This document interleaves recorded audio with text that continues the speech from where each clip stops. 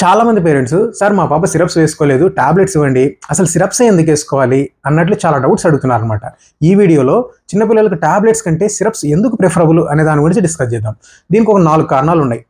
మొదటి కారణం ఏంటంటే, ఉదాహరణకు ఒక 10 కిలోల చైల్డ్ని తీసుకుందాం. ఆ చైల్డ్కి మనం పారాసిటమాల్ ఇవ్వాలి. అప్పుడు కరెక్ట్ డోస్ ప్రకారం 150 ఎంజీ ఇవ్వాలి. సో 150 ఎంజీ అంటే ఇప్పుడు మనకు P250 సిరప్ మీకు తెలుసు కదా, ఒక 3 ml ఇస్తే సరిపోతుంది. ఒకవేళ టాబ్లెట్ ఇవ్వాలి అనుకుంటే మనకు దొరికే tablets 250 MG, 500 MG, 650 MG tablets.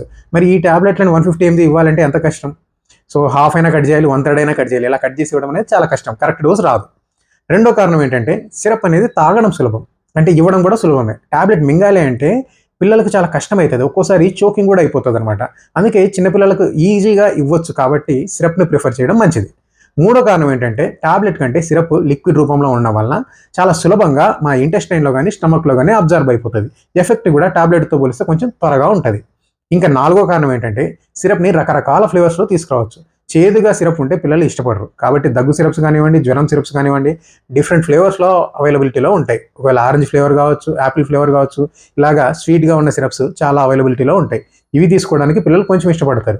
టాబ్లెట్స్లో ఈ విధంగా రకరకాల టేస్ట్లు తీసుకురావడం అనేది అంత సులభం అయితే కాదు. ఈ కారణాల వల్ల చిన్నపిల్లల్లో చాలా వరకు మెడిసిన్స్ సిరప్ ఫార్ములేషన్లోనే అవైలబిలిటీలో ఉంటాయి, అండ్ సిరప్ ఇవ్వడమే మంచిది కూడా.